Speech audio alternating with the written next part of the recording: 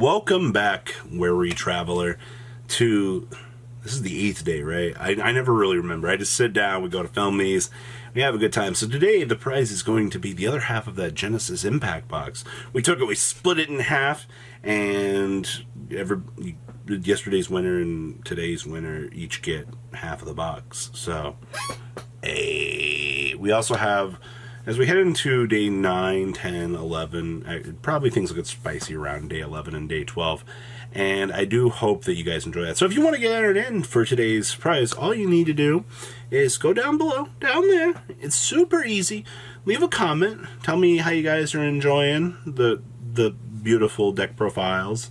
Tell me how you guys are feeling today. Make sure you guys like the video. And make sure that you leave a like on this video. Make sure you're subscribed. I don't think we're going to hit 85K by the end of the year, but we can certainly as heck try. Now let's dig on into the 8th. I can count this many on my finger. 8th day, shall we?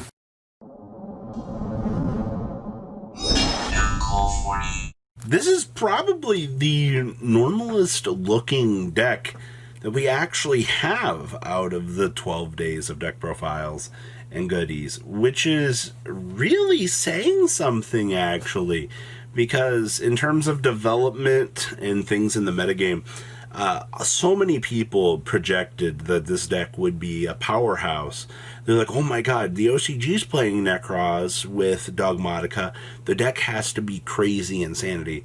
And progressively, as things developed in the format, I think this deck was around for 3 weeks. A few people in the TCG read about it at the beginning. They're like, you need to play around this deck.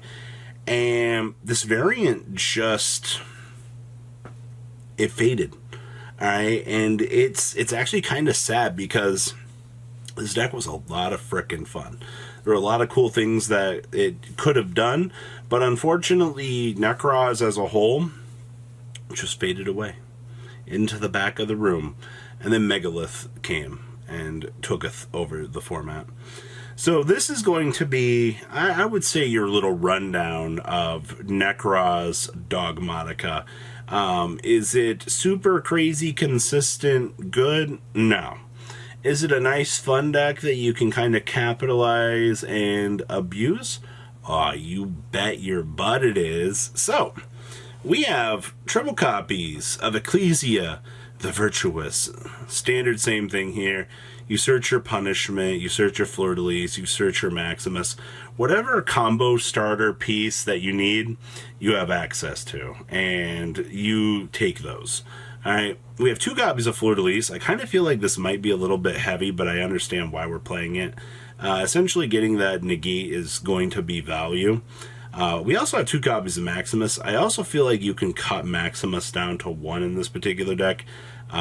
Considering the deck is already sitting at 43 cards, shaving off some resource management might not be a horrible thing, but I definitely think that you can get away with 2 copies of Maximus in this deck. Or you can get away with 1. Outside of that, I will say for the most part here, this is going to be the centralized piece of your deck. A lot of people kind of underestimate the ability to get the Schism and having access to the little 3-card Shadal package. It's still very good. Problem with the modern day format, though, is at the competitive level, everybody is essentially prepping for Cyber Dragon Infinity and the Macabre. I don't think I haven't, besides like the super tier 1 decks, like Rogue is all prepping for it. So if you run into a stray Maximus, I guess everybody in the format's already prepping for it. So your value isn't going to be as good in this. We also have triple copies of Effect Veiler. I feel like this is changeable based on whatever hand trap that you want. If you want to play Ashes, you want to play some of the other stuff, you have access to go down whichever line that I think you deem appropriate, which is fine. Just kind of adjust how you want. It's really up to you at this point. We have 1 copy of Iprea. Now, I'm not sure how I feel about this. So on some, we get to draw a card. It also puts a body on the field. We don't have Manjus in here. We don't really have a normal summon in this deck outside of Ecclesia here. If you want to stick the Ecclesia on the field, you can get some sort of value. Outside of that, This is just going to be a normal summon draw 1 to take advantage of being able to capitalize on our normal summon period. 2 copies of the Space Rock. I feel like this is kind of low, considering the fact that we're in a 44 card deck. Interesting, though, for ratios. Now, of course, we've maximized on Shrit, being able to, if you ritual summon exactly 1 ritual card with this, this thing will fulfill the entire effect. This card can be used for the entire ritual requirement. And if this card is distributed, we can add a Warrior Necroz ritual monster from our deck to our hand. The cool thing with this is essentially going to be our search utility card. This card gives us access to essentially our entire deck, and that's going to be basically your engine. By the way, you can search for a Brionac. So Brionac, ritual summon this with any Necroz ritual card. You can discard this card to add a Necroz monster from your deck to your hand, so this actually tutors for any of the monsters. And then the effect that doesn't really come up all that much is you can target 2 face-up monsters on the field that were special to someone from the extra deck, and then actually bounce them back. So this card actually gets you a free shuffle on the opponent's resources. And then there's Colossus. This stupid good card. So you can discard this to add a Necroz spell card, alright, from your ritual spell. Redeck your hand. And then you can target a face-up monster on the field with special summon from the extra deck until the end of this turn. Its attack becomes 0, and you get to negate its effects. And this stupid thing is a quick effect, by the way. Alright, this card is so freaking good. We also have one Gungnir. Quick effect, discard this. Target a Necroz you control cannot be destroyed by card effects or battle this turn. And quick effect, you can discard a Necroz card, target a card on the field, and destroy it. Getting the interruptible pop on the opponent's turn is pretty cool. Outside of that, I mean, like, that's your good value you get on this. Trish is probably the best thing that we've got going for us. Card effect is activated, targets a Necroz card. You can discard this, and of course, negate that activation. It doesn't actually destroy, which is kind of big stinky poo-poo, but it is what it is.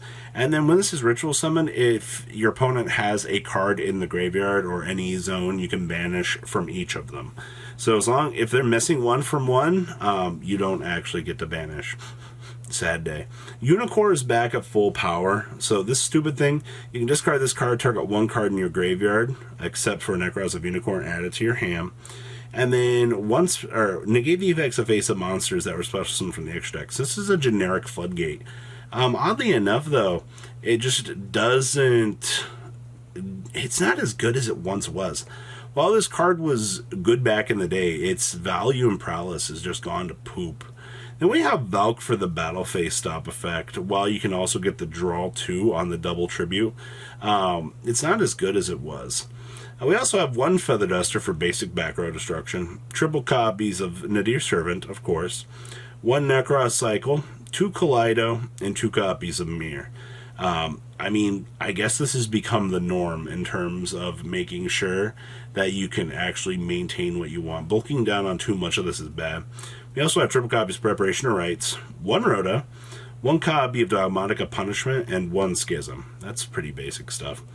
Extra deck here.